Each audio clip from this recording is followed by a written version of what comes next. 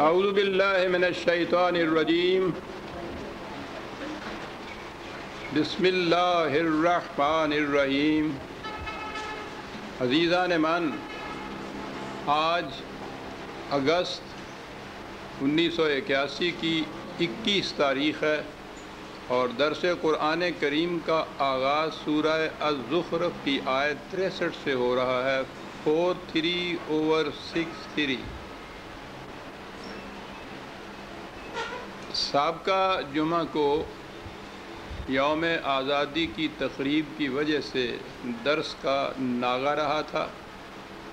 تجدید یادداشت کے لیے عرض کر دوں کہ اس میں آخری آیت یہ تھی جس میں حضرت عیسیٰ علیہ السلام کو علم للساعات کہا گیا تھا، اور میں نے یہ بتایا تھا کہ ساعت کا ترجمہ قیامت کر کے پھر یہ عقیدہ وضع کیا گیا کہ حضرت عیسیٰ علیہ السلام قرب قیامت کو آسمان سے نازل ہوں گے، اور پھر آگے وہ سارا قصہ امام مہدی آئیں گے اور پھر ساری دنیا میں اسلام کا غلبہ ہوگا۔ تو میں نے عرض کیا تھا کہ یہ ایک چیز الساعت کو قیامت تصور کر کے اس بنیاد پر پھر ساری عمارت استوار کی گئی۔ قرآن کریم میں الساعت متعدد مقامات پر آیا ہے۔ یہ ایک یک آنے والے انقلاب کے لیے یہ لفظ استعمال ہوتا ہے، اور قرآن میں تو یہ اس انقلاب عظیم کے لیے لفظ آیا ہے جو نبی اکرم صلی اللہ علیہ وسلم کے ہاتھوں رونما ہوا تھا۔ ہمارے سامنے تو نہ اس دور کی تاریخی دین کے نقطۂ نگاہ سے آئی، نہ حضور کی سیرت ہی ایک انقلابی کے نقطۂ نگاہ سے پیش کی گئی، اس لیے وہ زیادہ سے زیادہ آپ کی پوزیشن ایک وائز کی یا کسی طرح ایک مملکت کے سربراہ کی،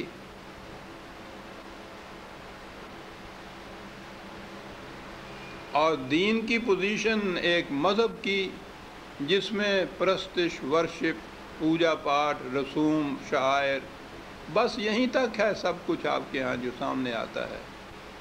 مملکت بھی آتی ہے آپ کے ہاں تو وہ یہی دنیاوی مملکتیں، سلطنتیں جیسے ہوتی ہیں اس قسم کی ایک مملکت سامنے آ جاتی ہے، بس کچھ تھوڑے سے اخلاقی صفات ہیں جو بیان ہو جاتے ہیں۔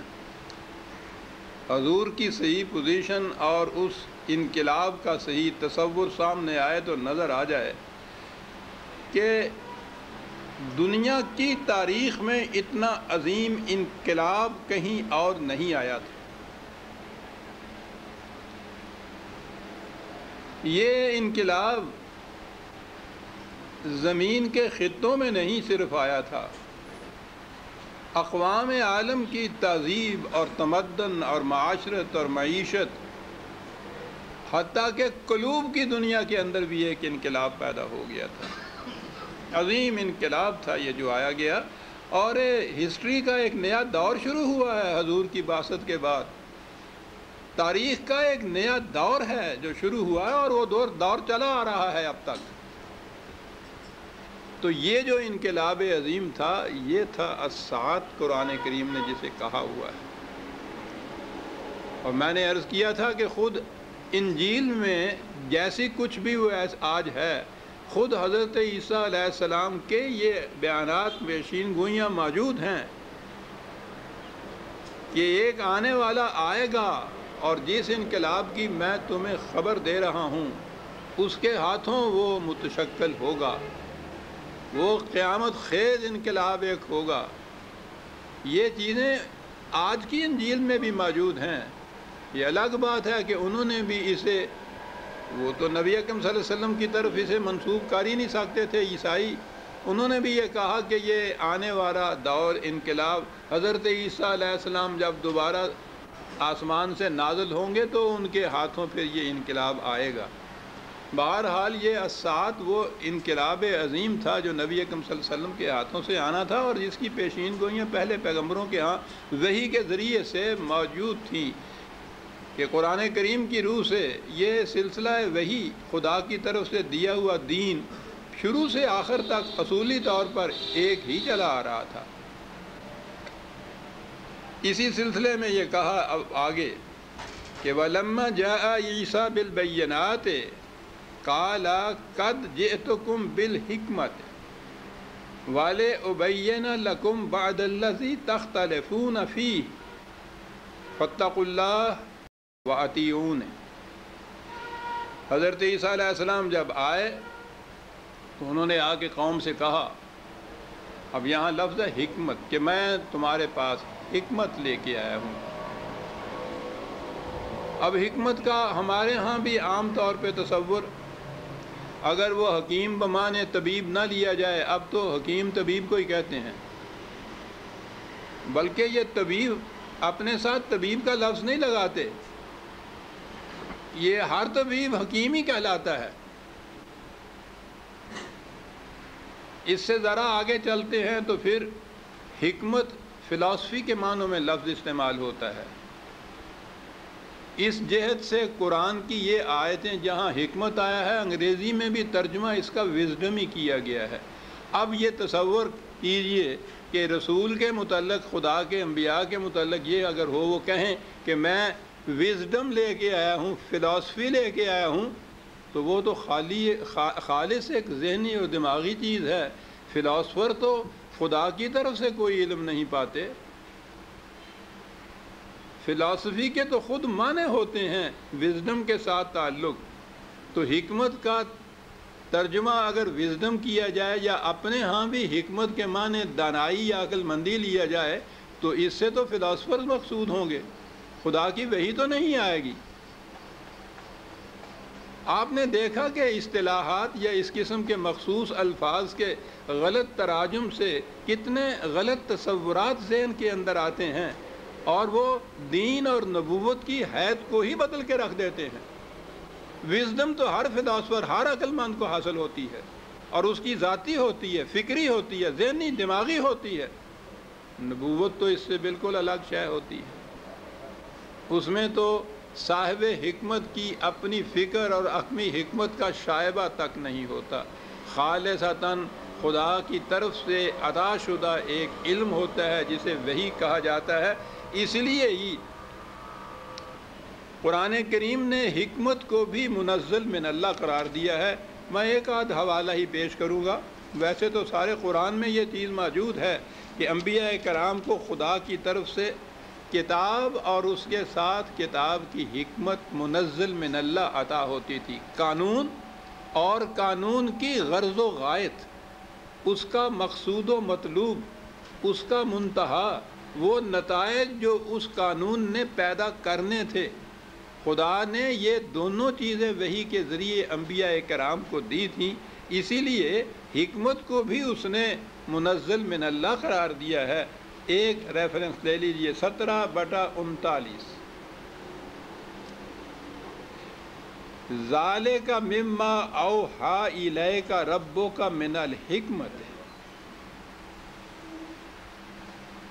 یہ وہ حکمت ہے جسے خدا نے اپنی طرف سے اے رسول تجھ پر نازل کیا ہے۔ جسے تو حکمت تو منزل من اللہ ہوئی، یہ ایک فلاسفر کی وزڈم نہیں ہے، یہ فکری چیز نہیں،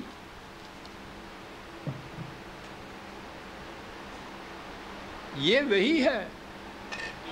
تو جب ہم حکمت کا لفظ نبی یا نبی کی کتاب کے متعلق استعمال کریں گے تو یہ حکمت اس حکمت سے بالکل الگ، مختص، المنفرد ہوگی جسے ہم ایک فلاسفر یا عام داناؤں کے سلسلے میں بیان کریں گے۔ اقبال نے اسی لیے حکمت کو دو حصوں میں تقسیم کر دیا تھا، ایک دانش برہانی، ایک دانش نورانی۔ انہیں تو اصطلاحات پہ بڑا ابوت۔ تو دانش برہانی تو وہ ہے کہ جو آرگومنٹس کی روح سے کسی نتیجے پہ پہنچتی ہے، برہان دلائل کو کہتے ہیں، اور یہ وہ وزڈم ہے جو عام دنیاوی فلاسفرز کے پاس ہوتی ہے۔ اور دوسری حکمت کو انہوں نے حکمت نورانی کہا ہے، جو وحی کے ذریعے سے انبیاء کرام کو حاصل ہوتی یا ملتی تھی۔ تو اس لیے اسے ذہن میں رکھنا چاہیے کہ جب انبیاء کرام کے متعلق حکمت کو منزل من اللہ کہا جائے گا تو وہ وحی ہوگی، اس میں کوئی فرق نہیں ہوگا وحی کے اندر۔ غایت اس کی کیا تھی؟ قرآن کی طرف سے جو وحی آئی، حضرت عیسیٰ علیہ السلام نے اپنی قوم سے، یہ قوم بنی اسرائیل میں سے خود بھی تھے، اور بنی اسرائیل کی کھوئی ہوئی بھیڑوں کی طرف، جیسے متی میں انجیل میں آیا ہے، ان کا دائرہ اپنی قوم کے ہی اندر تھا۔ یہ عالمینی رسالت جو ہے وہ تو حضور نبی اکرم صلی اللہ علیہ وسلم کی ہے، کیونکہ انہوں نے قیامت تک کے لیے آپ کی رسالت نے بروئے کار رہنا تھا۔ تو بنی اسرائیل کی طرف ہی آپ آئے تھے۔ بنی اسرائیل کی طرف تو ایک سلسلہ چلا آ رہا ہے نبیوں کا، حضرت ابراہیم علیہ السلام سے شروع کیجئے، ان کا ایک حجاز میں حضرت اسماعیل علیہ السلام یہاں آ کے بس گئے تھے، دوسرا بیٹا آپ کا اسحاق علیہ السلام، اور پھر ان کے بعد ان کی شاخ حضرت یعقوب علیہ السلام کا لقب اسرائیل تھا۔ اس کے بعد آگے جو اولاد چلی ان کی، تو یہ اولاد تو ذریت ابراہیمی ہی تھی، حضرت اسحاق علیہ السلام کی نسل سے آگے چلنے والی، لیکن انہوں نے اپنے آپ کو بنی اسرائیل ہی کہلایا۔ تو یہ بنی اسرائیل تو چلے آ رہے تھے، حضرت ابراہیم علیہ السلام تھے، یا بالتخصیص حضرت یعقوب علیہ السلام کے بعد ان کی ذریت میں سے یہ چلے آ رہے تھے۔ یہودی تو یہ حضرت موسیٰ علیہ السلام کے بعد جب ان کو شریعت موسوی ملی ہے تو وہ یا تو میرے ہاں وہ شعلہ نہیں برق طور میں میرے ہاں یہ ساری تفصیل ان کی دی ہوئی ہے تاریخ بنی اسرائیل کی، تو یہ یہودی اس اعتبار سے کہلائے تھے، اپنی جوڈائزم جو ان کی یہودیت ان کے ہاں کی جو تھی، مذہب ان کے ہاں جو تھا، اس کی بنا پر یہودی کہلائے، ورنہ یہ بنی اسرائیل تو اس جہت سے کہلاتے چلے آ رہے تھے۔ تو حضرت عیسیٰ علیہ السلام یہ بنی اسرائیل میں سے تھے، بنی اسرائیل کی طرف ہی مبعوث ہوئے تھے۔ اب یہ ایک بنی اسرائیل کی شاخ کوئی لے لیجئے تو انبیاء کرام ان میں آتے رہے، ہر نبی خدا کا وہی پیغام لاتا رہا جو باقی انبیاء کو ملا تھا۔ ذرا پنکھے کو موڑ دیجیے۔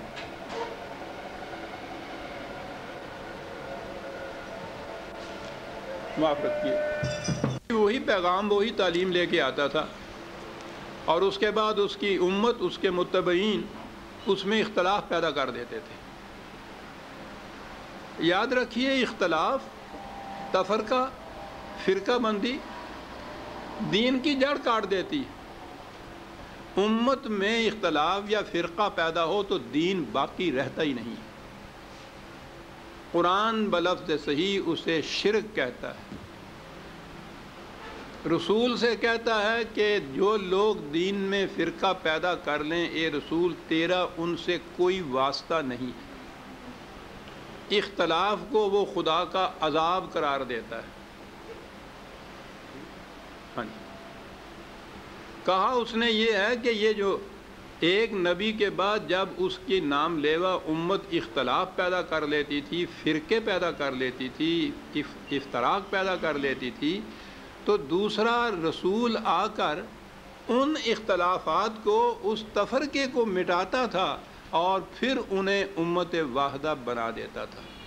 ایک قوم، ایک امت جس میں کوئی اختلاف اور تفرقہ نہیں ہوتا تھا۔ پہلی چیز وہ یہ کرتا تھا، اور اس کے بعد یہ جو امت واحدہ بنتی تھی، اس میں پھر وہ دین کو متشکل کرتا تھا، ایک عملی نظام کی شکل دیتا تھا۔ یہ تھا رسالت کا فریضہ۔ نبوت تو خدا کی طرف سے وہی پانے کا نام ہے، اور رسالت اس وحی کے مطابق ایک معاشرہ متشکل کرنے کا نام جو امت واحدہ طے کرتی تھی، اس میں کوئی اختلاف نہیں ہوتا تھا۔ خصوصیت ہی یہ ہے، پہلی خصوصیت اس امت کی یہ ہے جو دین کی علمبردار ہوتی ہے، اس میں کوئی اختلاف نہیں ہوتا، تفرقہ کا تو سوال ہی نہیں ہے۔ اس میں تو سورہ توبہ کے اندر جو مسجد زرار کا قرآن نے واقعہ اسی لیے خاص طور پہ بیان کیا ہے کہ تفرقے کی اور شکل تو ایک طرف رہی، مسجد بھی اس لیے بنانا کہ وہ کسی خاص فرقے کی ہو۔ قرآن نے اس کو کفر قرار دیا ہے، ایسی مسجد کے متعلق کہا ہے کہ وہ پناہ گاہ ہے خدا اور رسول کے دشمنوں کے لیے۔ حضور سے کہا گیا کہ اس مسجد میں قدم تک نہ رکھنا تم نے، یہ مسجد بمائے ان کے جنہوں نے اسے بنایا ہے سیدھا جہنم میں لے جائے گی۔ اور اس مسجد کو اس بنا پر کہ خدا نے اس کے متعلق یہ کہا تھا، حضور نے صحابہ کو بھیج کے مسجد کو گرا دیا، جلا دیا۔ تفریقم بین المومنین لکھا ہے قرآن نے کہ یہ مسجد یہ کرے گی تو یہ تو نہیں ہونے دیا جائے گا، دین کے اندر امت میں تفرقہ نہیں پیدا ہونے دیا جائے گا۔ یہ فرقہ بندی تو یہ چیز ہے۔ مسجد بھی اگر اس بنا پہ ہے کہ وہ منسوب ہو رہی ہے، ایک فرقہ پیدا کر رہی ہے، تو خدا نے یہ حکم دیا ہے کہ یہ کفر ہے، رسول سے کہا گیا ہے کہ جا کے اس میں قدم نہ رکھنا، حضور نے اس کو ڈھا دیا، منہدم کر دیا اس مسجد کو۔ دین اس چیز کا نام ہے، یاد رکھیے۔ یہ فریب نفس ہے ہمارا، جو اس کے باوجود سمجھتے ہیں کہ دین باقی رہتا ہے، مذہب باقی رہتا ہے۔ دین نہیں باقی رہتا، فرقے مذہب میں ہوتے ہیں، اور مذہب کا کوئی تعلق نہیں ہوتا نہ خدا سے نہ خدا کے رسول سے۔ دین کہا یہ ہے کہ میں آیا اس لیے ہوں، اس وحی کو اس لیے لایا ہوں کہ تمہارے اندر جو اختلافات پیدا ہو گئے ہیں ان کی وضاحت کر دوں۔ خدا کی طرف سے جو کتاب ملتی تھی، اس کتاب کا پہلا مقصد یہ بتایا جاتا تھا کہ جو اختلافات پیدا ہو گئے ہیں لوگوں کے اندر ان کو وہ مٹا دے۔ اختلاف مٹانے کا طریقہ ہی قرآن نے یہ بتایا تھا۔ بے شمار آیات اس کے متعلق قرآن میں موجود ہیں۔ بہرحال نبی اکرم صلی اللہ علیہ وسلم تشریف لائے اور قرآن کے ذریعے سے ایک امت واحدہ پیدا کی۔ وَاعْتَصِمُوا بِحَبْلِ اللَّهِ جَمِيعًا وَلَا تَفَرَّقُوا، ان کو حکم دیا گیا۔ یہ خدا کی کتاب کو انفرادی طور پہ نہیں، جمیعاً اجتماعی طور پہ سب کے سب اکٹھے ہو کر مل کر اس کو پکڑو اور تفرقہ نہ پیدا کرو۔ یہ تھا اس امت کے متعلق جو کہا گیا، اور یہ کر کے دکھایا حضور نے۔ اب یہ کہ کبھی کسی بات میں اگر تم میں اختلاف ہو جائے، ٹھیک ہے، آراء کا بھی اختلاف ہو سکتا ہے، اگر وہ اختلاف ہو جائے اور اس کو علی حالہ ہی رہنے دیا جائے تو وہ اختلاف تو بڑھ جائے گا، خلیج بڑھ جائے گی اختلاف کی، اس پہ تفرقہ پیدا ہو جائے گا، اس کو وہیں مٹا دیتا ہے قرآن۔ اب اختلاف اگر ہو جاتا ہے، ٹھیک ہے، کوئی مسئلہ سامنے آ گیا ہے، اختلاف آراء ہی سے ہی آپس میں ڈسکشن کے زمانے میں سے ہی اختلاف ہو جاتا ہے، کیسے اختلاف مٹے؟ 42/10 وَمَا اخْتَلَفْتُمْ فِيهِ مِنْ شَيْءٍ فَحُكْمُهُ إِلَى اللَّهِ ذَلِكُمُ اللَّهُ رَبِّي عَلَيْهِ تَوَكَّلْتُ وَإِلَيْهِ أُنِيبُ۔ اگر کسی معاملے میں تم میں کوئی اختلاف پیدا ہو جائے تو اس کا فیصلہ کتاب اللہ سے لیا جائے۔ یہ ایک محکم اصول قرآن نے بیان کر دیا، پختہ طریق بیان کر دیا اختلافات کو مٹانے کے لیے۔ اس کا فیصلہ جو ہے وہ کتاب اللہ کی طرف سے لیا جائے۔ اب اس کے بعد جناب وہ تو پوچھے نہیں کہ بھائی جب یہ فرقہ بندی کو محکم رکھنا ہو تو کس کس قسم کے پھر ان کو دلائل کیا کہا جائے گا، حجتیں جنہوں کہندے ہو تسی کہ جی وہ قرآن کی طرف ہی آ گیا، قرآن کی تعبیر میں اختلاف ہو جائے گا تو پھر کیا کیا گیا؟ جی ہاں، قرآن نازل کرنے والے خدا نے یہ کہا تھا کہ اس کے منزل من اللہ ہونے کی ایک دلیل یہ بھی ہے کہ اس میں کوئی اختلافی بات ہے نہیں۔ قرآن اگر ایک کسی معاملے میں دو اختلافی باتیں بطور ان کے دیتا ہے تو وہ منزل من اللہ نہیں رہتا۔ نہ کوئی پوچھنے والا، نہ کوئی بات کرنے والا، پاپے گنڈے کی مشینری اتنی وسیع ان لوگوں کے پاس موجود ہے، کیا کہا جائے؟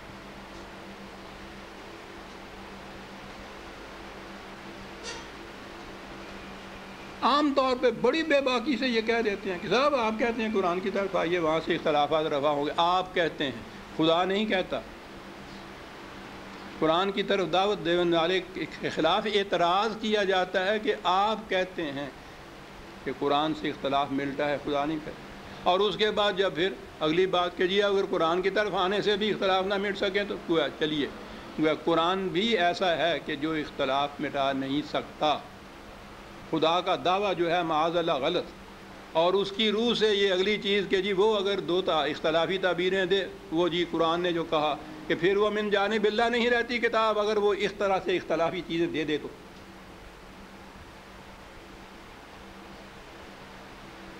کس سے کہے جائے اور کیا کہا جائے؟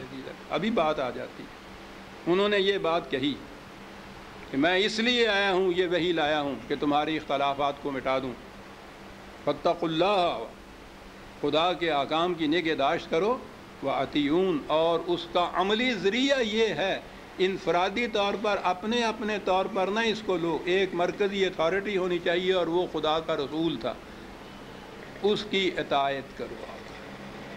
تو عملاً بھی ایک وحدت پیدا ہو گئی۔ جب آپ ایک مرکز کی اطاعت کریں گے، ایک قانون کی اطاعت کریں گے تو اختلافات مٹ جائیں گے۔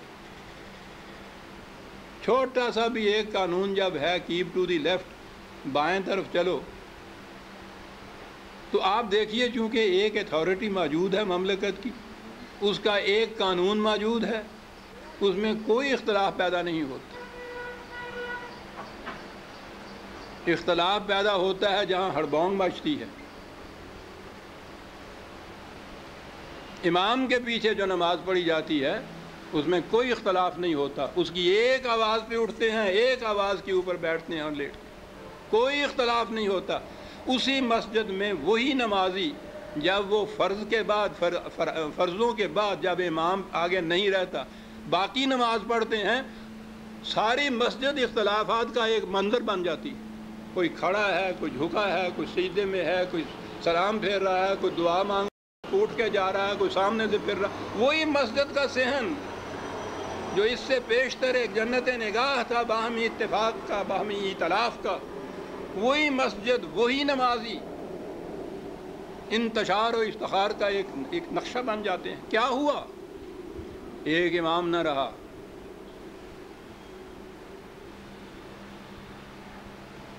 ہزار برس سے یہ امت بے امام چلی آ رہی ہے۔ یہ سارے اختلافات اس کی وجہ سے۔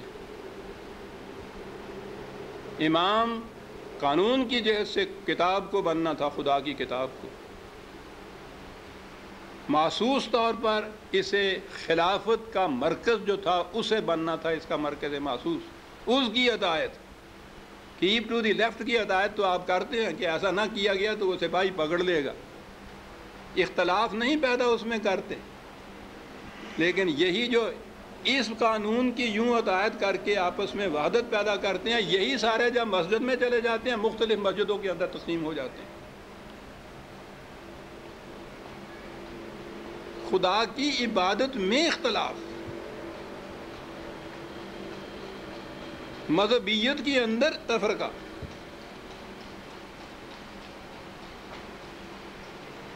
انہوں نے کہا کہ میں آیا اس لیے ہوں کہ تمہارے اختلافات مٹا دوں، اور وہ خدا کی طرف سے وحی کے ذریعے میں مٹاؤں گا۔ اور یہاں ہم نے ایک آیت کم از کم یہ دیکھی، 20 ہیں کہ قرآن خدا کی کتاب اسی لیے آیا ہے کہ تمہارے اختلافات مٹا دے، تم میں تفرقہ نہ پیدا ہونے دے۔ یہ ہوگا ان اللہ ہوا ربی و ربکم فاعبدوہ ھذا صراط مستقیم، یہ کہا انہوں نے۔ کہ یہ قانون جس کی عطایت سے وحدت پیدا ہوگی ہم میں، میرا بھی رب وہی ہے، تمہارا بھی رب وہی ہے، اسی کی محکومیت اختیار کرو، فاعبدوہ ہو۔ جب آپ لا کی اوبیڈینس کریں گے، قانون کی اطاعت کریں گے، تو پھر اختلاف پیدا نہیں ہوگا۔ فعبدون کے معنی یہ تھا، عبادت کے معنی محکومیت اختیار کرنا تھا خدا کی، تو محکومیت جب ایک قانون کی اختیار کی جائے گی اس میں تو اختلاف ہو نہیں سکے گا۔ لیکن یہاں جب یہ کچھ ہوا، عبادت کا ترجمہ پرستش کر لیا، اسی کی پرستش کرو، تو اب پرستش تو پھر ہر ایک اپنی اپنی نماز کے مطابق کرتا ہے۔ اس نے کہا تھا کہ مساجد صرف خدا کے لیے ہونی چاہیے، لا تدعوا مع اللہ الہ، اس کے ساتھ کوئی دوسرا الہ نہ ملا۔ یہاں کوئی مسجد بھی ایسی نہیں ہے جو اللہ کی مسجد ہو۔ یہاں ہر مسجد کے باہر لکھا ہوا ہوتا ہے مسجد غوثیہ، رضویہ، رضوانیہ، یہ ہوتا ہے اس کے اندر۔ کسی دوسرے اس جو اختلاف رکھے اس مسلک سے اس کو وہاں نماز نہیں پڑھنے دیتے۔ مسئلے ہیں ان کے یہاں کے کہ وہ نماز پڑھ لے تو مسجد اول تو اس کا فرش اکھیڑ دینا چاہیے، ورنہ دھو تو ضرور لینا چاہیے۔ نماز پڑھنے والا کوئی شرابی آگے کھڑا نہیں ہو گیا تھا۔ کیا ہوا؟ یہ عبادت کا مفہوم وہی محکومیت رہتا تو آپ دیکھتے، اس کے لیے پھر ایک قانون ہونا چاہیے تھا، ایک مرکزی اتھارٹی ہونی چاہیے تھی، اس کی اطاعت ہونی چاہیے تھی، جو اس کے خلاف ورزی کرتا اسی وقت سپاہی ہتھکڑی لگا لیتا، عذاب علیم۔ یہ بیچ میں سے گئی بات، دین بنا انفرادی مذہب، اب اس کے اندر ہر فرد کا مذہب الگ الگ ہے۔ ھذا صراط مستقیم، اس نے کہا تھا صراط مستقیم تو ایک ہی ہوتی ہے عزیزاں نمان، پگڈنڈیاں تو مختلف ہو سکتی ہیں، شاہراہ ہائی وے جو ہے وہ تو ایک ہی ہوتی ہے۔ سارے قرآن میں صراط جو ہے وہ واحد ہے، سیدھا قائم راستہ جو ہے یہ ہے کہ اختلاف مٹ جائے۔ کہا اس کے بعد وہ تو یہ کہہ کے چلے گئے، اور جو ہوتا چلا آ رہا تھا فاختلف الاحزاب من بینہم، ان کی امت میں بھی آپس میں اختلاف پیدا کر لیا۔ فویل للذین ظلموا من عذاب یوم علیم، اب اس کے بعد ان کی تباہی آئے گی اس اختلاف کی وجہ سے۔ لیکن اس کے بعد تو پھر بھی ابھی وہ ایک گنجائش تھی ایک آنے والے کی، جس نے آ کر پھر اختلافات مٹانے تھے۔ اسی لیے کہا حل ینظرون الا الساعۃ، دیکھیے یہ الساعۃ یہاں آیا، یہ لوگ جو اتنا ان سے کچھ کہا گیا ہے کہ اختلافات باہمی انسانیت کو جہنم میں لے جاتے ہیں، اتفاق اور وحدت ہی وہ چیز ہے جس سے کہ انسانیت پرورش پاتی ہے، تباہ ہو جاؤ گے، لیکن وہ اس سے نہیں مانے۔ تو کہا کہ اب یہ اس انقلاب کا انتظار کر رہے ہیں در حقیقت، جو آئے گا اور پھر وہ یہ وحدت پیدا کرے گا۔ ان تاتیہم بغتۃ وہم لا یشعرون، ایسے بھی ہوتا ہے کہ یہ مگن رہیں اپنی اس حالت کے اندر اور کہیں گے او نہیں، کون ہے ہمیں الٹا دینے والا، کہ اس میں ورثہ ہے اتنا کہ اس جو ہماری روش زندگی ہے اس کے اندر کسی قسم کا اختلاف پیدا کر دے، کوئی نہیں کچھ کر سکتا۔ ایسا کہ یہ اس ظام باطل میں، اس سیلف ڈیسیپشن میں، اس فریب نفس میں مبتلا کہیں گے۔ دیکھیں ہم لا یشعرون، کتنی بڑی بات کہی ہے قرآن نے، کہ اگر عقل و فکر اور شعور سے یہ کام لیں تو نظر آ جائے ان کو کہ تباہی آ رہی ہے ہماری، لیکن مذہب تو عقل و فکر سے کام لینے ہی نہیں دیتا، وہ تو جذبات پہ چلتا ہے۔ کلو عزم بما لدیہم فرحون، ایک امت کے کئی ٹکڑے کر دیے، ہر فرقہ مگن ہے اس بات میں کہ میں حق پر ہوں، باقی سب باطل پہ ہیں۔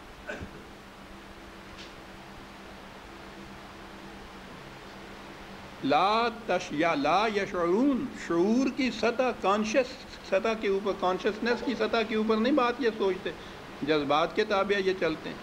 وہ الساعۃ، اب دیکھیے وہی الساعۃ کا لفظ یہاں آ گیا کہ یہ کیا اس کا انتظار کرتے ہیں؟ ذرا سوچیے عزیزان مان، اگر یہ چیز جو یوں ہی لے گئی ہے کہ وہ قیامت اس کے بعد آ جائے گی، ساتھ کے معنی قیامت، پھر اس وقت یہ لوگ آئیں گے، انبیاء کرام یا آسمان سے نازل ہونے والے، یہ سب کچھ، یعنی اس وقت جس کے بعد نہ زمین رہنی ہے، نہ آسمان رہنا ہے، نہ پہاڑ رہنے ہیں، نہ انسان باقی یہاں رہنے ہیں، تو اس وقت انہوں نے آ کے اگر ان کے اختلافات مٹائے بھی تو کس کام کے؟ پس ازاں کے من نہ مانم بچے کار خواہی آمد، وہ پھر تو رہنا ہی نہیں کسی نے۔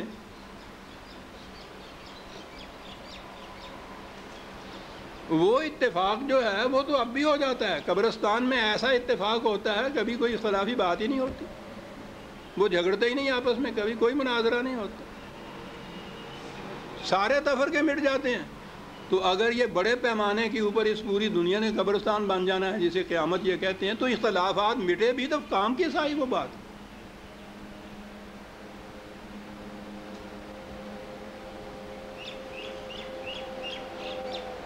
بالا بم رسیدہ جانم تو بیا کے زندہ مانم، ابھی ہے اس کی توقع، سانس باقی ہے مجھ میں، تو آ جا تو مجھے زندگی مل جائے گی، پاس ازاں کے من نہ مانم بچے کار خواہی آمد، جب آخری سانس بھی میرا ختم ہو جائے گا، میں مر جاؤں، تو تیرا آنا میرے کس کام آئے گا؟ اسات وہ عظیم انقلاب تھا حضور کی زبان سے آیا۔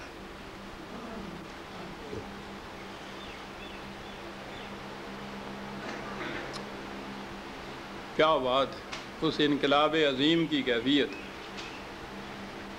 کہا کہ یہ موجودہ آپ تمہارا جو معاشرہ ہے، معاشرہ میں آپس میں تعلقات کی نوعیتیں ہیں، رشتہ داریاں ہیں، یہ کسی اشتراک ایمان کی بنیاد پہ نہیں ہے۔ رشتہ داریوں میں تو کسی قسم کا انسان کا اپنا اختیار ارادہ ہوتا ہی نہیں۔ چاچے دا پوت بھرا، پیو دا بھرا چاچا، انہیں پوچھیا سی بھی تینوں تو یہ چاچا تیرا بنا دئیے دا، وہ تو چاچا ہی سی۔ ہزار کہیے آپ کہیے کہ نہیں صاحب میرا چاچا نہیں، وہ تو چچا ہے، وہ چچے کا بیٹا جو ہے وہ تو چچے کا بیٹا ہے، اختیار ہی کوئی نہیں۔ آپس میں یہ جتنے بھی اضافی رشتے دنیا کے ہیں، کاروباری رشتے، کاروبار کیا جاتا ہے، دوستیاں بھی اگر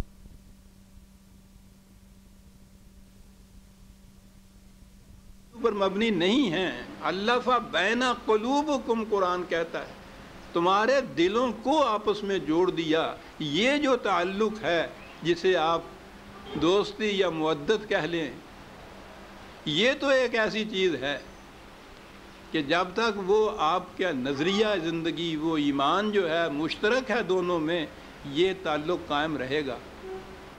اگر دوستی بھی اس بنا پہ نہیں ہے تو آپ دیکھتے ہیں اس کے بعد کس طرح سے پھر دوستیاں ٹوٹتی ہیں۔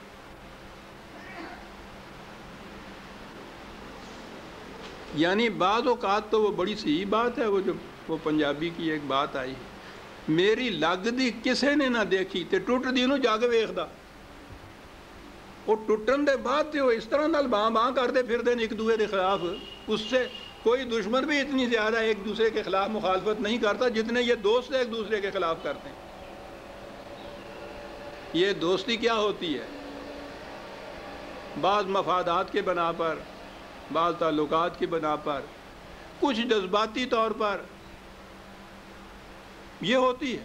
جب یہ رشتہ ختم ہوتا ہے، وہ مفادات ختم ہو جاتے ہیں، جذبات ٹھنڈے پڑ جاتے ہیں، اسی دن یہ دوستی ٹوٹ جاتی ہے۔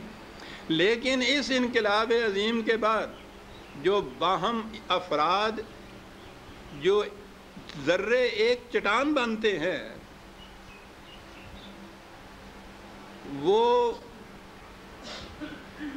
یہ چٹان بننے کا جو ذریعہ ہوتا ہے وہ نہ تو رشتہ داری ہوتی ہے جس پہ کوئی انسان کو اختیار نہیں، نہ کاروباری ذہنیت ہوتی ہے، نہ مفاد پرستی کی بنا پر آپس میں دوستی ہوتی ہے، حتیٰ کہ سطحی جذبات کی بنا پہ بھی وہ چیز نہیں ہوتی۔ یہ ساری چیزیں ایک طرف ہوتی ہیں، اور وہ ہم آہنگی جو ہوتی ہے انسان کے قلب و نگاہ کی، ان سے جو ایک دوسرے کے ساتھ پیوستہ ہوتے ہیں، یہ ہوتی ہے محکم دوستی جسے آپ کہیں گے۔ اس سے امت بنتی ہے۔ قرآن نے وارن کر دیا تھا، اس کے لیے بھی بہت سی آیات ہیں۔ بہرحال ایک آدھ آیت تو میں پیش کر دیا کرتا ہوں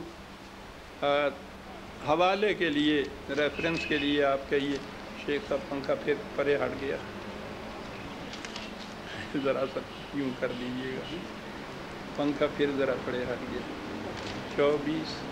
9/24 بڑی عظیم آیت ہے صاحب۔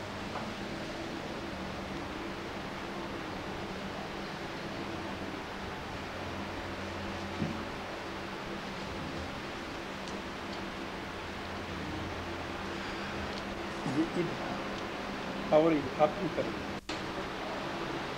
دنیا بھر کے تعلقات ایک طرف، یہ ایک تعلق جو ہے خدا کا ایک طرف۔ کیا کہا ہے اس نے؟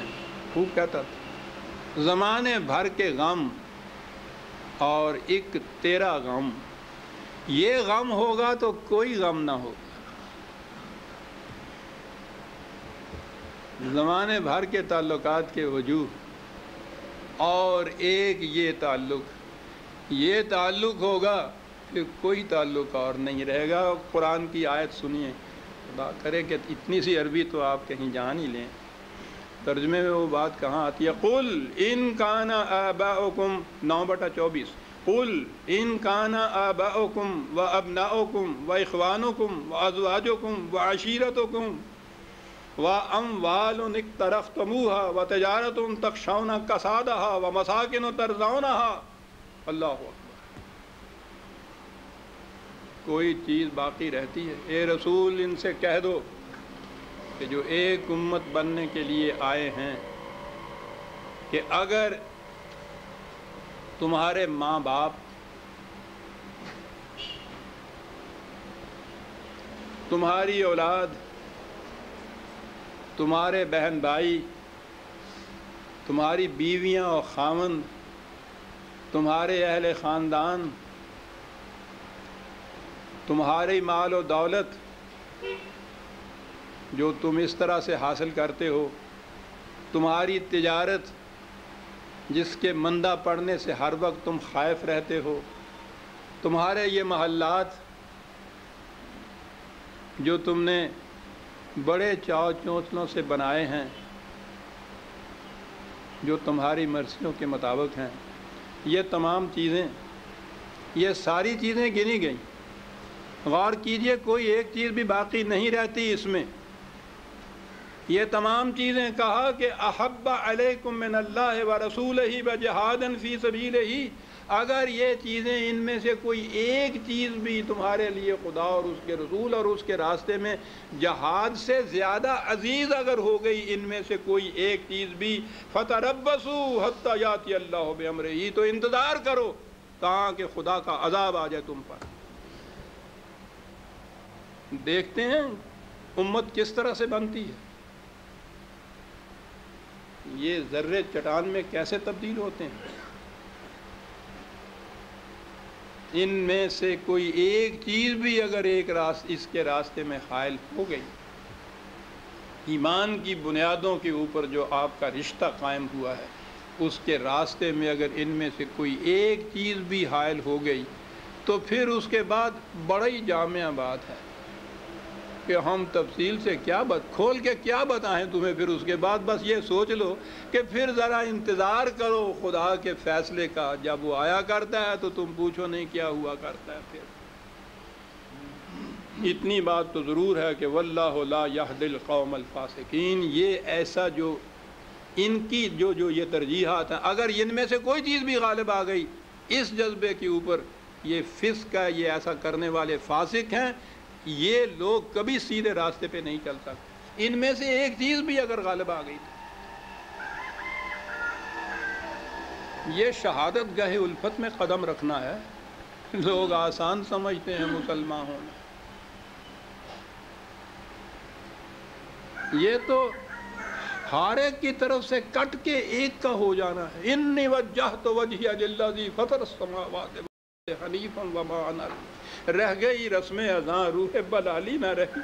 ہر نماز سے پہلے جب نیت ہم کرتے ہیں عزیزان من تو یہ کہنا ضروری ہوتا ہے. کبھی نہیں سمجھتے کہ اس کے معنی کیا ہیں, کس نے یہ کہا تھا, کب کہا تھا, کیوں کہا تھا. نتیجہ اس کا یہ ہے, کہنے والا تھا وہ مورث اعلیٰ ہمارا حضرت ابراہیم علیہ السلام ہے, معمار کعبہ, جس کی ساری زندگی اس کی ایک عملی تفسیر ہے.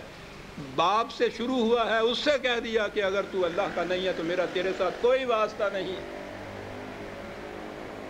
بادشاہ سے کہہ دیا, اس کے نمرود جیسا بادشاہ عزیزان من, نام سے تھرتھری آ جاتی ہے آج بھی.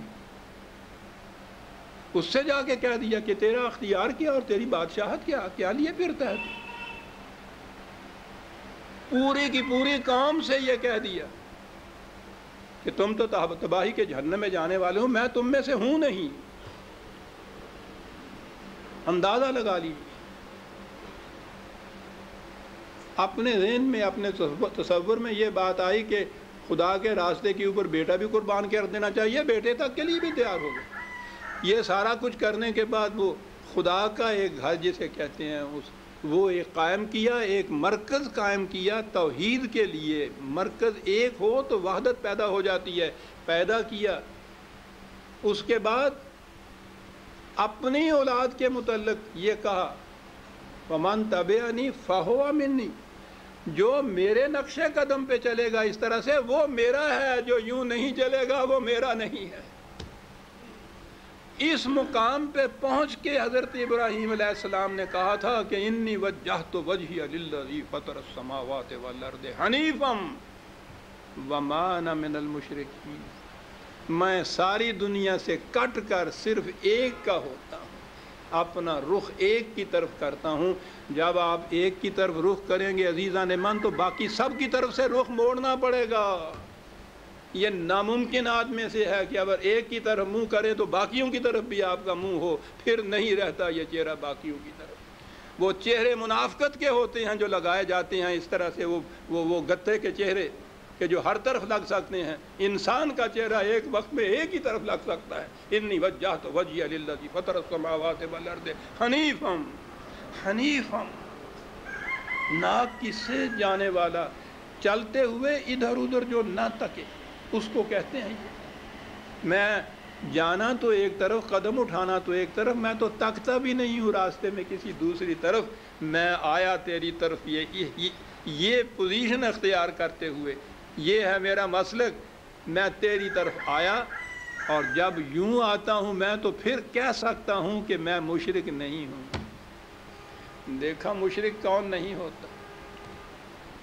یہ ہے حضرت ابراہیم علیہ السلام نے جو کہا, اور یہ ہے جو ہم سبھی فرمایا گیا. نماز سے پہلے جو نیت کی جاتی ہے یہ کہا جاتا ہے عزیزان من رہ گئی رسم اذاں روح بلالی نہ رہی. یہ الفاظ باقی رہ گئے, یہ رسوم باقی رہ گئی, ان کا تو مقصد ختم ہو گیا.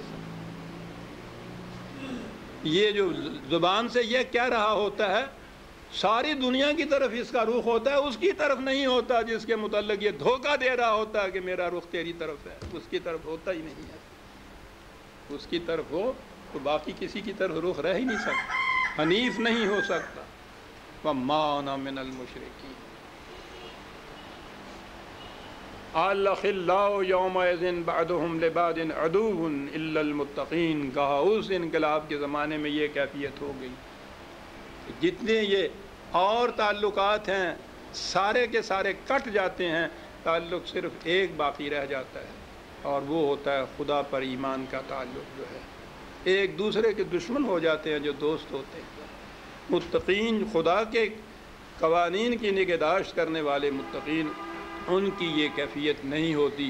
اور یہ ہیں وہ لوگ جن کے متعلق کہا ہے کہ یا عباد لا خوف علیکم اليوم ولا انتم تحزنون.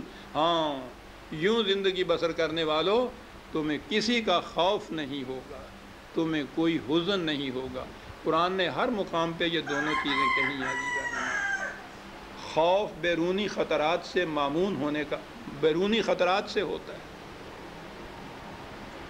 حزن دل کی دل گرفتگی، افسردگی، پژمردگی، پریشان خاطری کو کہتے ہیں۔ کیا ہے یہ معاشرہ؟ اور یہ پھر وہ جنت ہم نے وہیں اٹھا دی۔ جب اس قسم کا یہاں ہم دین مذہب سے بدل لیں گے کہ فرقوں کے متعلق ہی یہ کام ہوگا کہ فرقے میں وہ ایک کے ساتھ نہیں رہا تو وہ گیا، اس کا مذہب، اس کا دین ختم ہو گیا، تو اس میں تو جہنم ہوگا۔ جی پانی پینا ٹھیک ہے، تو آڈا کہ میرا شکریہ۔ خوف نہیں ہوگا، حزن نہیں ہوگا، تصور کر سکتے۔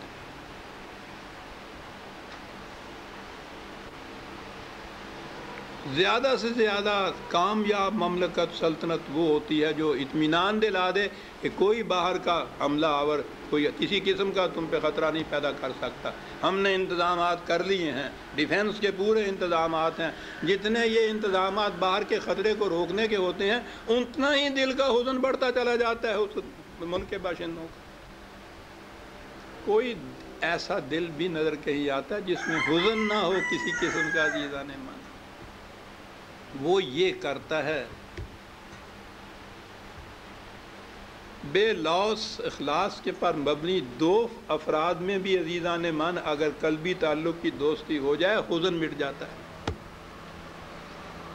قرآن نے کہا ہے کہ اس سے دلوں کے اندر وہ جو گلیلے بن جاتا ہے نا، ایک غلوں کا لفظ ہے قرآن میں، اس قسم کی چیزیں وہ پنجابی جو ساتھ وہ کہتے ہیں گلیلا بن گیا ہوگا، گلیلا وٹیا، وہ جو اس طرح سے مٹی کا وہ جو وہ کمان میں رکھ کے وہ چلاتے ہیں، وہ اتنا سخت ہوتا ہے، اتنا گول ہوتا ہے، ٹوٹتا ہی نہیں۔ یہ چیز ہوتی ہے دلوں کے اندر ایک دوسرے کے خلاف اگر کچھ رکھا ہوا ہو تو وہ ہوتا ہے غل، جسے قرآن کہتا ہے کہ جنتی معاشرے کی پہلی سمبل نشانی یہ ہوگی کہ ان کے قلوب میں ایک دوسرے کے خلاف وہ گلیلا وٹیا ہے کوئی نہیں ہوئے گا، وہ ٹوٹ جائیں گے، راز ایک جیسے ہو جاتے ہیں، تبل السرائر، کوئی راز بھی ایک دوسرے کا مخفی نہیں پھر رہتا اس کے اندر۔ اغراض الگ ہوں تو راز الگ ہوتے ہیں نا، جب غرض ایک ہو جائے، مقصد ایک ہو جائے تو پھر تو راز آپس میں رہتا ہی نہیں ہے، پھر تو راز رکھنے والا منافق ہوتا ہے۔ یہ ہے وہ الذین آمنوا بآیاتنا وکانوا مسلمین، شرط یہ بتائی وہ جو ہمارے قوانین کی صداقت پر یقین رکھتے ہیں، آمنو یہ تو ہو گیا ایمان ہو گیا، وہ اتنی شرط ہی نہیں ہے، یہ تو ہے اس چیز کی صداقت کو ایکسیپٹ کر دینا، ہاں صاحب میں مانتا ہوں یہ صحیح بات ہے، میں مانتا ہوں کہ قانون اس مملکت کا یہ ہے کیپ ٹو دی لیفٹ، یہ تو ماننا ہے صرف، وَقَانُوا مُسْلِمِينَ، اس کے مطابق پھر وہ عمل کرتے ہیں۔ اب اگر آپ یہ کہتے رہیں کہ قانون ٹھیک ہے میں مانتا ہوں کیپ ٹو دی لیفٹ، اور چلے وہ رائٹ کی طرف، اور عام طور پہ وہاں جو چوراہے کے اوپر دور سے دیکھتے ہیں کہ اگر تو وہ لال پگڑی والا ہے تو پھر تو آپ کیپ ٹو دی لیفٹ، پھر تو آپ مسلم ہوتے ہیں، اور نظر آئے پہ وہ نہیں ہے تو یوں جاتے ہیں۔ آمنو تو اس وقت بھی آپ ہوتے ہیں، وہ تمہیں پتہ ہے کیپ ٹو دی لیفٹ قانون ہے، کہتا ہے مجھے پتہ ہے، تو آمنو تو ہو گیا۔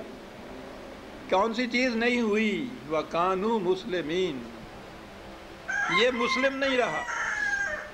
دونوں شرطیں ہیں اس جنت میں جانے کے لیے، دونوں شرطیں، قانون کی صداقت پر یقین اور اس پر عمل۔ پھر اب ہمارے ہاں الذین آمنوا تو ہو گیا بھی، ہر مسلمان کے گھر میں پیدا ہونے والا بچہ پیدائشی مومن ہوتا ہے، وہ الذین آمنوا تو یہ ہو گیا، وَقَانُوا مُسْلِمِينَ، مسلمان نام رکھ دیا، دونوں شرطیں پوری ہو گئیں۔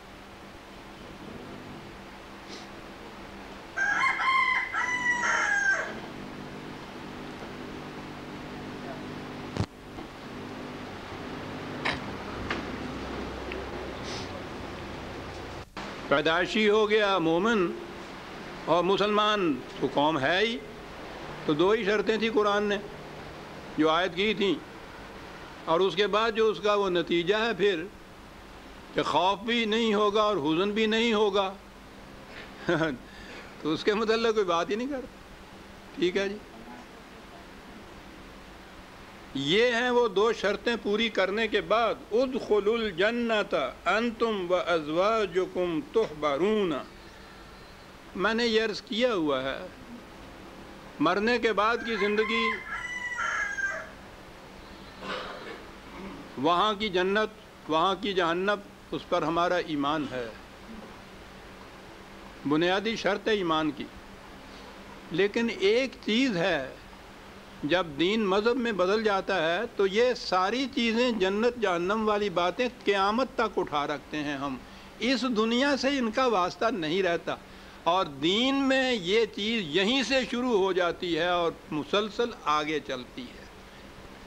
جنتی معاشرہ یہاں قائم ہوتا ہے، جہنم کی آگ کے شعلے یہاں بھڑکتے ہیں. وہ شعلے باہر نہیں نظر آتے. نار اللہ الموقدۃ التی تطلع علی الافئدہ، آگ کے اس جہنم کی آگ کے شعلے جو دلوں کو لپیٹ لیتے ہیں. عزیزان من ہے نا یہ جہنم موجود آپ کے، اس کے لیے انتظار کرنا پڑے گا قیامت کا آپ کو. یہ ٹھیک ہے میں یہ نہیں اب بتا سکتا کہ جسے جنت قرآن نے کہا ہے اس کی بھی کچھ بات کر دوں. جہنم کی بات تو یہ کی جا سکتی ہے نا. اسی دنیا کے اندر وہ معاشرہ قائم ہوتا ہے. جنت کے متعلق یا جہنم بعد میں جو آنے والی ہے اس کے متعلق تو قرآن نے کہا مسلو، وہ ہم اس کی مثال دے کے ہم بیان کر سکتے ہیں، تمہیں بتا نہیں یہاں سکتے کہ وہ فی الحقیقت ان ریالٹی کیا ہوگی، تم نہیں سمجھ سکتے اپنے شعور کی موجودہ سطح پر. اسی لیے ہم اسے مثال کے ذریعے بیان کرتے ہیں. لیکن اس دنیا کے اندر جو جنت اس معاشرے کی روح سے جنت یہاں قائم ہوتی ہے وہ تو دکھائی جا سکتی ہے. دکھائی تھی نبی اکرم صلی اللہ علیہ وسلم والذین معہ نے، وہ جنت قائم کر کے یہاں سے، یہی وہی جنت یہاں تھی. اس سے پہلے کہ جہنم کا نقشہ بھی موجود ہے اور اس کے بعد اس جنت کا نقشہ بھی ہمارے سامنے موجود ہے. ادخلوا الجنۃ انتم وازواجکم تحبرون، تم اور تمہارے رفقا. یہ ازواج ہمارے ہاں تو ترجمہ زوج بیوی ہوتا ہے نا، صرف قرآن کریم میں رفقا کو کہتے ہیں، ہم آہنگ ساتھ چلنے والے جو ہیں وہ ہوتے ہیں، تم اور تمہارے ساتھی. اب یہ انفرادی نہ رہی، میں دوسری جگہ بیان کروں گا. سورہ زمر شاید آگے ابھی آتی ہے، یہ آ گئی تھی، وہ گروہ در گروہ آ چکی تھی. یہ انفرادی چیز نہیں ہے، یہ اجتماعی چیز ہے. وادخلوا عبادی وادخلوا جنتی، یہ ہے میرے بندوں کے ساتھ مل جا اور جنت میں داخل ہو جا، قرآن کہتا ہے. تو ازواجکم کے مارے یہی ہے. اب یہ لفظ ہے یہاں تحبرون، حبر عربی زبان میں ہر خوش آئند چیز کو کہتے ہیں، اور لغت کی روح سے اس کے معنی اچھی موسیقی بھی ہے. لیکن وہ چیزیں جتنی بھی ہمارے ہاں کی مذہبی پیشوائیت نے حرام قرار دی ہوئی ہیں ان کا تو ذکر کرنا بھی حرام ہو جاتا ہے صاحب. یہ کہنا کہ موسیقی بھی اس کا ترجمہ ہو سکتا ہے تو اس پہ تو فوراً قدغن لگ جاتی ہے. لیکن مشکل یہ ہے کہ اتنی چیز پہ تو لگاتے ہیں. آگے جو ہے یطاف علیہم بصحاف من ذہب و اکواب، کہ وہاں یہ طباق، تشتریاں، پلیٹس، گلاس، پیالے، یہ سونے کے ہوں گے. اب اس پہ نہیں یہ حضرات آتے کہ سونا اور چاندی تو تم یہاں حرام قرار دیتے ہو، تو جنت میں تو یہ بھی ہے. آگے حریر و اطلس بھی ہے جنت میں، یہاں یہ ریشمی لباس جو ہے اس کو بھی حرام قرار دیتے ہیں مردوں کے لیے. تو اب یہ چیزیں جو یہاں تم اس طرح حرام قرار دیتے ہو، جنت میں وہ قرآن بیان کرتا ہے کہ یہی ہوگا. اب مشکل یہ ہے کہ قرآن میں کہیں بھی یہ نہیں آیا کہ وہاں کاٹن کا بھی کوئی ہوگا وہاں لباس، کہ چلو ہم وہی لے لیں اپنے لیے. وہاں تو ہوگا ہی ہے عجیب بات ہے عزیزان من، کوئی سوچتا نہیں ہے کہ بات جو میں نے پچھلی دفعہ لکھا تھا، سوچا کرو عزیزہ، سوچا کرو۔ پیمفلٹ بھی آ گیا، شیخ صاحب کہتے ہیں اس میرے مقالہ کا پیمفلٹ بھی آ گیا ہے باہر اسٹال سے۔ سوچا کرو، ایک ہی بات ہے عزیزان من۔ یعنی اسی آیت میں یحبرون کا میں نے یہ کہا کہ اس کے معنی موسیقی بھی ہیں، تو پوچھو نہیں کیا شور مچنا ہی تھا۔ موسیقی کے سمجھنے کے لیے ایک حص لطیف کی ضرورت ہوتی ہے، جنہیں وہ حص نصیب نہیں ہوتی، بجائے اس کے کہ اپنی محرومی کا افسوس کریں، وہ کبا چاہتا بھی سارے کبے ہو جائیں۔ انہوں نے کہا موسیقی کو حرام قرار دو، ہمارا وید ہی نہیں کھلے گا کہ ان کو اس کی اپریسیشن ہی نہیں آتی۔ وہ کیا شور میں کہہ گیا ہے وہ فیض کہ جناب شیخ سے میں کا جواز کیا پوچھیں کہ چاندنی کو بھی حضرت حرام کہتے ہیں۔ یہ عزیزان مان وہ جنتی معاشرہ جس کے اندر قرآن کی حدود کے اندر رہتے ہوئے ان چیزوں کو استعمال کیا جائے گا، اس سے یہ چیزیں حلال ہوتی ہیں۔ وہ حدود ٹوٹ جائیں تو پھر تو عزیزان من روٹی کا ایک لقمہ بھی حرام ہو جاتا ہے۔ اقوام ہاں، اور سنیے جنت کے اندر کیا ہوگا۔ وَفِيهَا مَا تَشْتَهِيهِ الْأَنفُسُ وَتَلَذُّ الْأَعْيُنُ۔ کہا تفصیل میں جانے کی کیا ضرورت ہے، جو تم چاہو گے ملے گا۔ وہ آپ کو یاد ہے وہ آیت میں ہمیشہ اس کے بعد پڑھا کر دوسرے مقام پہ ہے، جو چاہو گے، جو تمہاری آرزو ہوگی وہ پوری ہوگی۔ وَلَدَيْنَا مَزِيدٌ، غالباً 50/35، جو تمہاری خواہش ہوگی وہ پوری ہوگی، اور ہمارے پاس اس سے بھی کچھ زیادہ ہوگا دینے کے لیے۔ کیا بات ہے! ورنہ اگر اتنا جو کہہ دیا جاتا کہ جو کچھ تمہارا جی چاہے گا وہ تمہیں مل جائے گا، تو پھر کچھ کہنے کی ضرورت نہیں ہوگی۔ یہ بڑی عظیم چیز ہے جو میں ہر بار دہرایا کرتا ہوں، جو خدا نے کہا ہے کہ ہمارے پاس اس سے بھی زیادہ ہے۔ کہنے کی بات وہی ہے کہ تم کیا اور تمہاری خواہشیں اور آرزویں کیا بڑی محدود ہوتی ہیں۔ تم تو اپنے محدود پیمانے کے مطابق ہی مانگو گے نا ہم سے، اور ہمیں معلوم ہے کہ تمہاری ارتقائی منازل میں جب تم نے آگے جانا ہے تو اس سے زیادہ کی ضرورت پڑنی ہے۔ ہم نے تمہارے لیے وہ بھی رکھ چھوڑا ہوا ہے۔ بچہ تو مٹی کے گھوڑے سے، کھلونے سے، ٹین کے موٹر سائیکل سے خوش ہو جاتا ہے، وہ تو لے دیتا ہے باپ اس کو کہ وہی خوش ہوگا، لیکن ساری زندگی کے لیے وہ ٹین کا موٹر سائیکل نہیں اس کے لیے رکھتا، وہ سچ مچ کی موٹر بھی اس کے لیے رکھتا ہے کہ بیٹا میں تمہارے لیے اس سے زیادہ کچھ بنا رہا ہوں۔ کیا بات ہے اس دینے والے کا کہ ہماری مانگ اور ہماری آرزوؤں تک محدود نہیں رکھا۔ کہا تم نہیں جانتے کہ تمہیں اور کیا ضرورت پڑے گی بڑے ہو کر، وہ بھی ہمارے پاس ہے۔ وَتَلَذُّ الْأَعْيُنِ،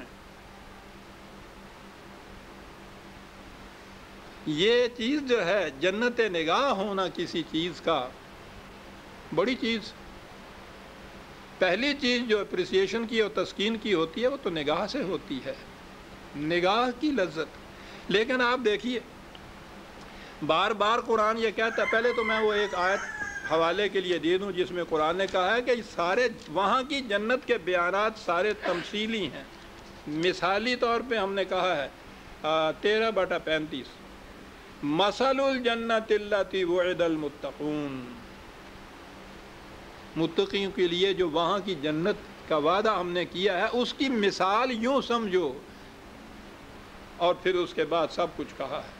تجری من تحتها الانہار اکلها دائم وذل، پانی بہہ رہے ہیں درختوں کے نیچے، پھلدار درخت ایسے ہیں جو پھل کبھی ختم ہی نہیں ہوتا، نہ ان کا سایہ ختم ہوگا نہ ان کے پھل ختم ہوں گے۔ مثل الجنت، مثال اس کی یہ، اور اتنا ہی نہیں ہے بلکہ ہاں یہ جو کہا ہے تلذ الاعین، اس کے نگاہ کی تسکین کا بھی سامان ہے۔ جنت نگاہ اقبال غالب نے جو اصطلاح وضع کی تھی بڑی خوبصورت ہے. جنت یہاں سے ہی اس نے لیا ہے، اور تلذ العینہ سے جنت نگاہ، اور فردوس گوشت تو اس نے تحبرون سے لیا ہے نا. فردوس گوشت جنت نگاہ. اور یہ جو قرآن نے کہا ہے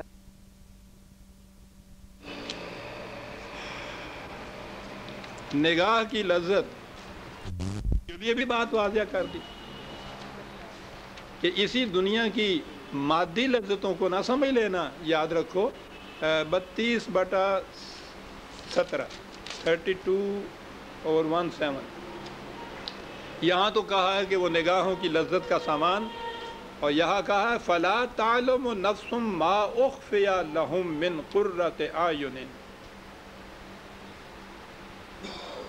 اپنے شعور کی سطح پہ کوئی نہیں یہ بات سمجھ سکتا کہ اس کی نگاہوں کی ٹھنڈک کا جو سامان ہم نے وہاں رکھا ہے وہ کیسا ہے. عجیب کتاب ہے عزیزان مان یہ قرآن، بات صاف کرتا چلا جاتا ہے. یہی کی لذت نگاہ نہ سمجھ لینا، وہ مثالی چیز ہے. اور نگاہوں کی ٹھنڈک کا جو سامان ہم نے وہاں رکھا ہے یہاں تو تم سمجھ بھی نہیں سکتے اس کو. وَأَنْتُمْ فِيهَا خَالِدُونَ. اور اگلی چیز عزیزان مان، یہاں تک تو ہم بہت خوش ہوئے نا، بڑی موج ہو گئی. نہیں، میں نے کہا کہ یہ چیز جو ہے جنت کی اس معاشرے میں بھی وہاں کے معاشرے میں بھی. لیکن اگلی بات ہے ذرا مقطع میں آپ پڑھی ہے سخن گستران باب، یعنی میں کہہ دوں کہ ساری امیداں تے پانی پھر گیا. وَتِلْكَ الْجَنَّةُ الَّتِي أُورِثْتُمُوهَا بِمَا كُنْتُمْ تَعْمَلُونَ. یہ تمہارے اعمال کے بدلے میں ملے گی، ویسے نہیں مل سکے گی. اسی تے پہلا ہی باہر کڈے گئے نا. اور یہ بڑی عظیم آیت ہے عزیزان مان، جس کو ہر جگہ لکھ رکھنا چاہیے. جنت صرف تمہارے اعمال کے بدلے میں تمہیں اس کا وارث بنایا جائے گا، کوئی اور طریقہ نہیں.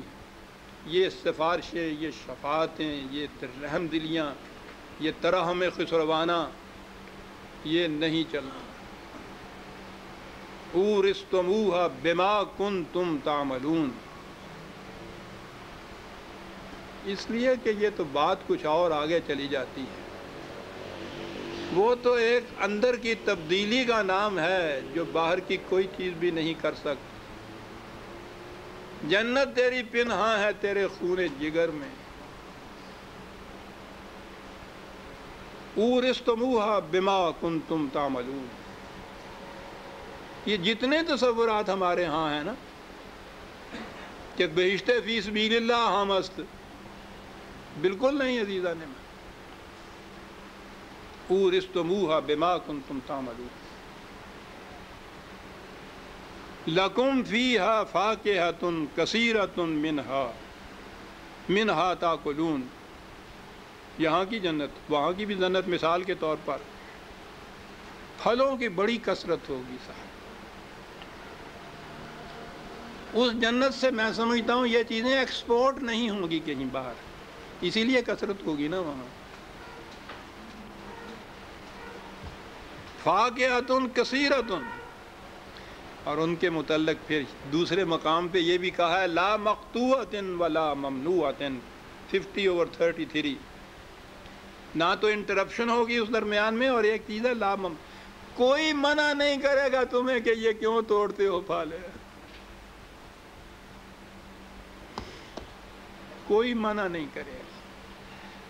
بکثرت ہو چیز، انٹرپشن بھی کوئی نہ ہو، مسلسل وہ رہنے والی ہو، اور کوئی روک نہ ہو اس کے اندر، جس کا جی چاہے. اور پھر فاکہتاً تو پھل ہی نہیں ہوتا. فقاہات آپ نے دیکھا ہوگا یہ لکھا ہوا ہوتا ہے. یہ چیز وہ ہوتی ہے جس سے دل کو خوشی حاصل ہو. لا ممنوعۃ، کوئی روکنے والا نہیں ہوگا. اور اس کے مقابل اس کے دوسری طرف ان المجرمین فی عذاب جہنم خالدون. مجرم جہنم کے عذاب میں ہوں گے.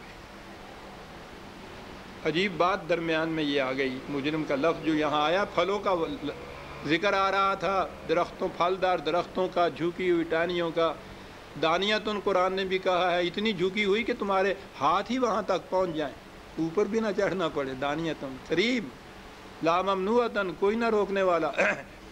اور اس کے بعد مجرم جہنم میں، عربی زبان میں بنیادی طور پہ جرمہ یا جرم کہتے ہیں دوسروں کے درخت کی شاخ کو کاٹ کے لے جانا، بنیادی طور پہ یہ جرم تھا ان کے ہاں،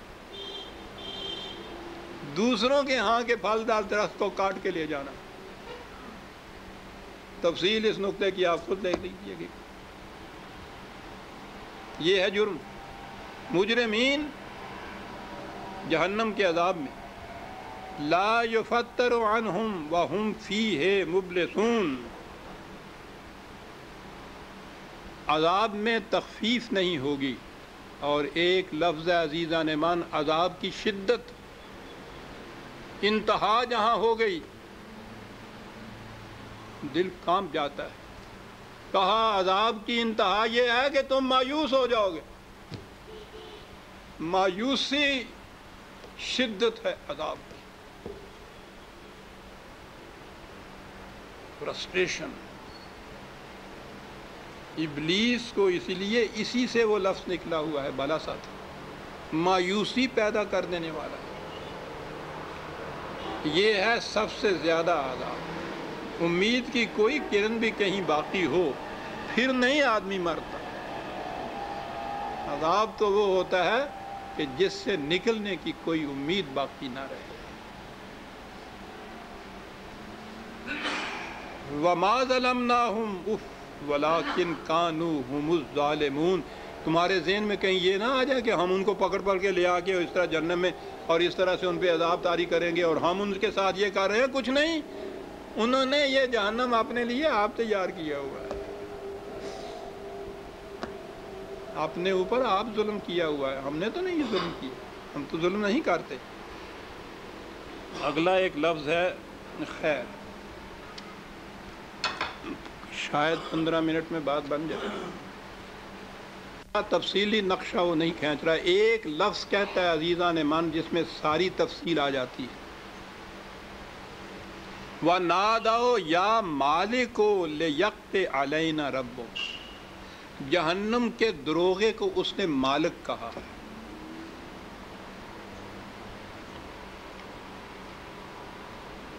انسانوں کا کسی دوسرے انسان کی ملکیت بن جانا، اس کا ان کا مالک بن جانا، جہنم کے دروغے کو مالک کہا ہے، کسی اور فرشتے کا نام نہیں، اس طرح سے نہیں بتایا قرآن نے۔ یہ ہے جہنم، انسانوں کا دوسرے انسانوں کی ملکیت میں آ جانا، ان کی ملک ہو جانا، یہ ان کا مالک ہو جائے، ان کا ماسٹر ہو جائے۔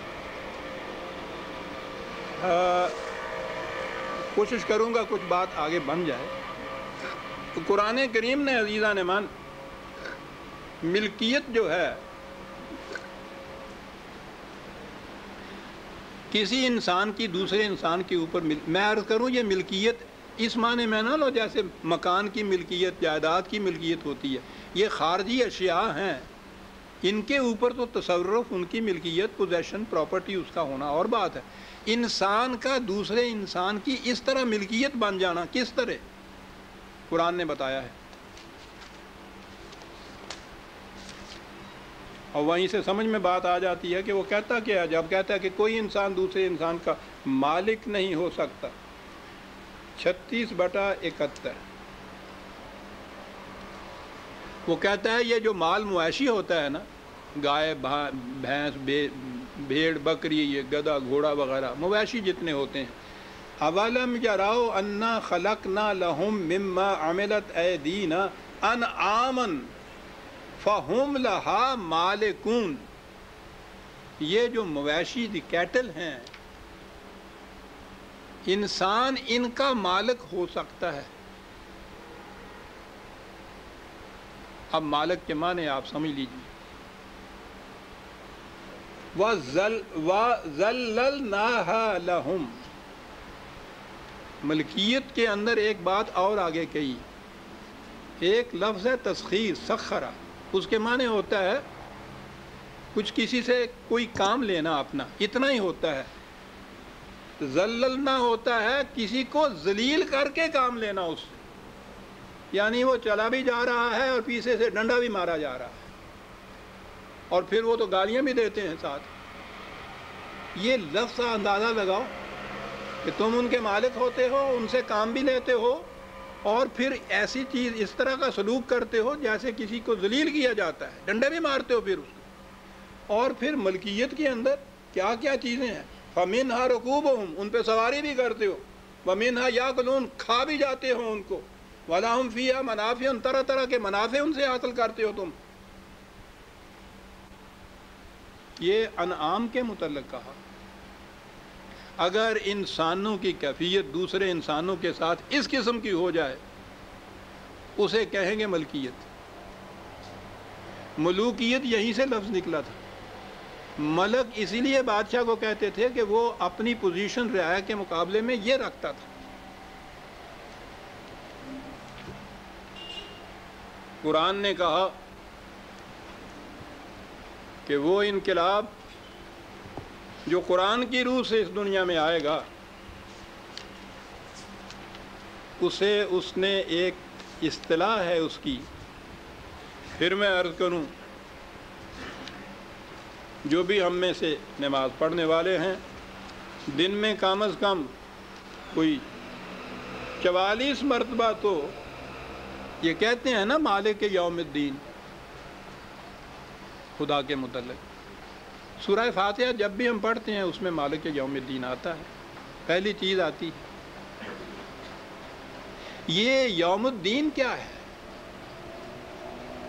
قرآن نے خود کہا ہے 82/17 پہلے لی، وَمَا أَدْرَاكَ مَا یوم الدین، یوم الدین یوم الدین تم کہتے ہو، کبھی سوچا بھی ہے تم نے یوم الدین کیا ہوتا ہے؟ اس یوم کی کیفیت کیا ہوتی ہے؟ اس معاشرے کی، اس عہد کی، اس دور کی، اس عصر کی کیا ہوتی ہے خصوصیت؟ اتنی اہم چیز تھی، یہ کہا کہ تمہیں کون بتائے کہ یوم الدین کیا ہوتا ہے، تم کیا سمجھو کہ یوم الدین کیا ہوتا ہے؟ پھر کہا ثم ما ادراک ما یوم الدین، بڑی اہم بات ہے، اسی لیے ہم کہتے ہیں کہ کون تمہیں اور بتا سکتا ہے؟ بس آؤ ہم تمہیں بتاتے ہیں یوم الدین کیا ہوتا ہے۔ الدین جس دور کے اندر عملاً متشکل ہوتا ہے وہاں کیفیت یہ ہوتی ہے یوم لا تملک نفس لنفس شیئا، کوئی انسان کسی دوسرے انسان کا مالک نہیں ہوتا۔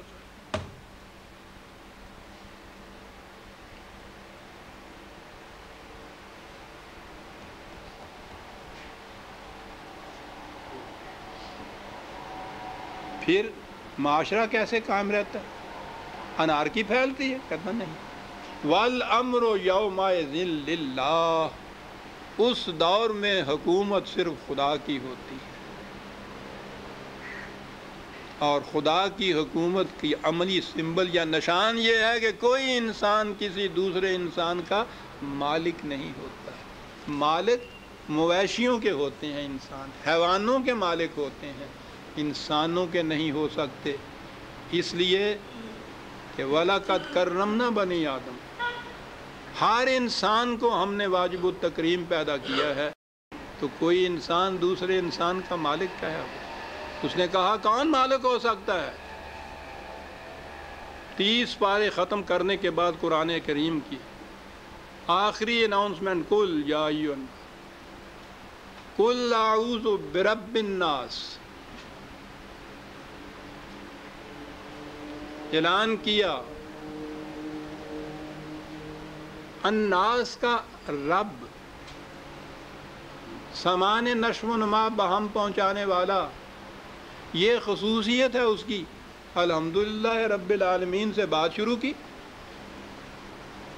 رب الناس سے جا کے بات ختم کی، قل اعوذ برب الناس ملک الناس، اس کو حق حاصل ہے کہ انسانوں کا مالک بنے، اپنے حکم کے تابع ان کو چلائے، اسے حق حاصل ہے، اور یوں یہ الہ الناس بنتا ہے، معبود اور پرستیدہ نہیں، کہ جس کی پرستش کی جائے، صاحب اقتدار، رب الناس بننے کے بعد ملک الناس بنتا ہے، پھر الہ الناس بنتا ہے، اور وہی صرف بنتا ہے۔ کسی انسان کا وہ یہ دعویٰ نہیں باندھتا کہ انا ربکم الاعلی، یہ تو فرعون کا دعویٰ ہے۔ رزق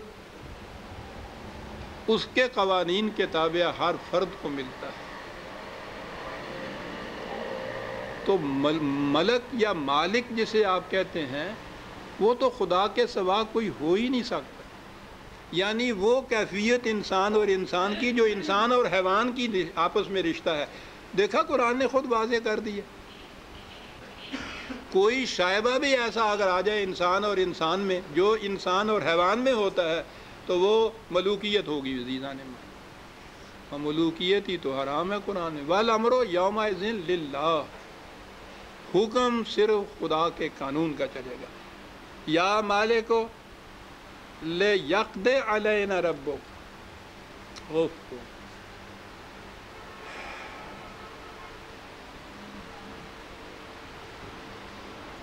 اس عذاب کے بعد آپ دیکھتے ہیں کیا درخواست پیش کریں گے وہ جیلر کے پاس دروازے پہ جو کھڑا ہے، اس کا کہا کہ اس عذاب سے چھٹکارا ممکن نہیں، خدا سے کہو کہ ہماری موت ہی ہم پہ طاری کر دے۔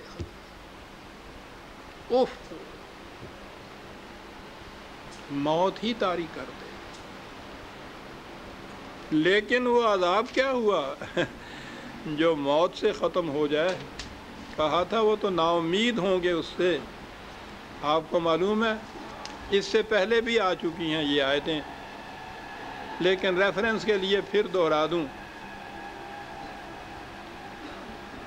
جہنم کے متعلق قرآن کریم میں 14/17 پہلے یہ لے لیجیے، وَيَأْتِيهِ الْمَوْتُ مِنْ كُلِّ مَكَانٍ وَمَا هُوَ بِمَيِّتٍ،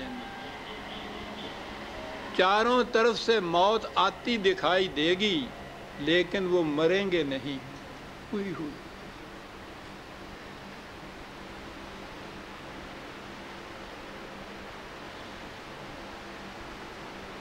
اس کیفیت کو آپ سمجھ سکتے ہیں عزیزان من، مریں گے نہیں، موت 14/17 موت آتی دکھائی دے گی۔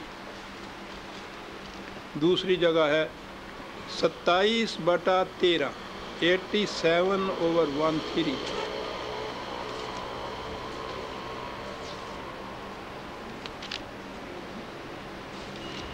27 غلط کہا میں نے بھائی جان، 87 87 87/13، چاروں طرف سے موت آتے دکھائی دے گی، مریں گے نہیں، اور کہا ثم لا يموت فیہا ولا یحیا، اس میں نہ وہ مردہ ہوں گے نہ زندہ ہوں گے۔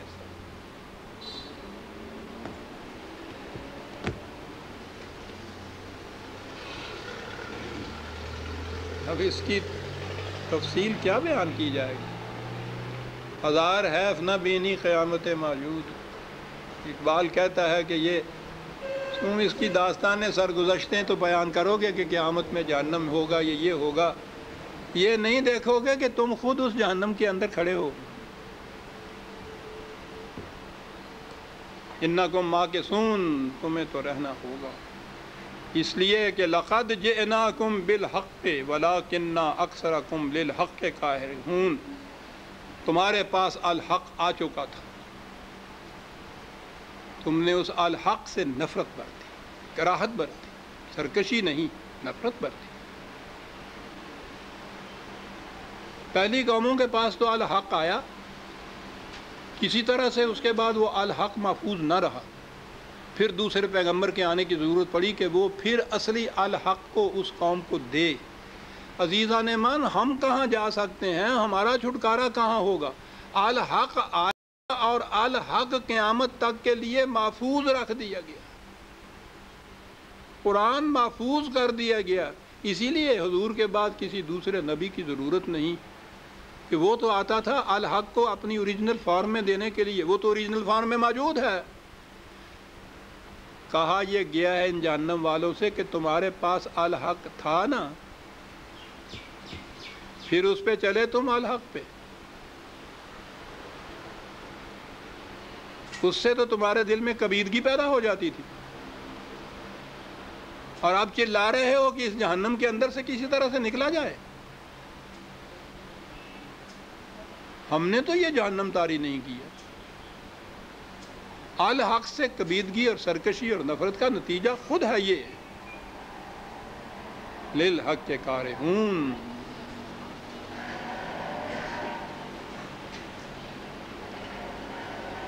ام ابرموا امرا فانا مبرمون، کہا یہ لوگ اتنا کچھ ان کو سمجھایا جا رہا ہے، اس کے باوجود یہ اپنی حکومت، اپنے اقتدار، اپنی قوت، اپنی مالکیت، اپنی ملوکیت، اسی کے اوپر جمے بیٹھے ہیں اور اس قسم کی تدبیریں محکم کرتے چلے جا رہے ہیں کہ اس میں کوئی دراڑ نہ پڑے، اس میں کوئی رکھنا نہ پڑے۔ کہا انہیں بتا دیجئے کہ تمہاری تدبیریں ایک طرف رہیں، ہمارے قانون مقافات عمل کی تدبیریں بڑی محکم ہوتی ہیں، حذر ہے چیرہ دستاں، سخت ہیں فطرت کی تعزیریں، ان کو کوئی توڑ نہیں سکتا۔ کہا یہ سمجھتے ہیں کہ ہم انڈر گراؤنڈ چلے جائیں گے، وہاں سازشیں کریں گے تو پھر تو کوئی نہیں پکڑ سکے گا نا۔ ام یحسبون انا لا نسمع سرهم ونجواهم، یہ سمجھتے ہیں کہ ہم ان کے راز کی باتیں، ان کے خفیہ مشورے، ان کی سازشیں، ہمیں ان کا علم نہیں ہے، انہیں ہماری سی آئی ڈی، وہ کوٹڈ میں کہتا ہوں آج کی اصطلاح میں، اس کا علم ہی نہیں ہے۔ بلاؤ ورسلنا لدیہم یکتبون، ہمارے فرستندہ جو ہیں ان کے ساتھ لگے ہوئے ہیں، ایک ایک بات نوٹ کرتے چلے جا رہے ہیں۔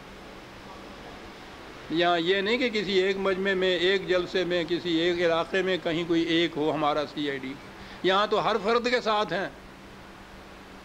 وہ کہاں ہے، وہ رہتے کہاں ہیں اس کے ساتھ؟ یہ تو دائیں بائیں دیکھتا کہیں بھی نہیں ہوتے، کہا ان کے سینے کے اندر ہوتا ہے، وہ وہاں بیٹھا نقل کرتا چلا جاتا ہے، اور پھر وہ اپنے پاس نہیں رکھتا، لکھ لکھ کے ان کی گردن میں لٹکاتا چلا جاتا ہے۔ فرق اتنا ہوتا ہے کہ وہ ذرا لپیٹ کے اس کاغذ کو لٹکاتا ہے، اور جب یہ وقت آئے گا انقلاب کا تو وہ لپٹا ہوا کاغذ کھول دیا جائے گا ان کے سامنے۔ ممکن ہے یہ کہہ دے کہ آدمی کوئی ہمارا دم تحریر بھی تھا، غالب کہتا تھا کہ پکڑے جاتے ہیں فرشتوں کے لکھے پر ناحق، یہ تو بڑا چودہ تھا نا، یہ تو کسی اور کا لکھا ہوا ہے اور ہمیں دیا جا رہا ہے۔ کہا جائے گا اقرا کتاب، پہلی چیز تو یہ ہے کہ خود پڑھ اس کو، اس کے بعد تم کہتے ہو کوئی گواہ، تم خود اس کے لیے گواہ ہو، مکرو تو مکر سکتے ہو، تم مکر نہیں سکتے کہ جی پھر اس کی سزا، کہنے لگے سزا بھی خود مقرر کرنا، تو اس سے بڑا انصاف تو اور کوئی نہیں ہو سکتا نا۔ سزا تو ملی ہوئی ہے اس جہنم میں تو ہو، اور سزا کیا ڈھونڈ رہے ہو تم؟ عزیزان من، وقت ہو گیا۔ سورہ الزخرف کی آیت 80 تک ہم آ گئے، 81 سے ہم آئندہ لیں گے۔ ربنا تقبل منا انک انت السمیع العلیم۔ شکریہ۔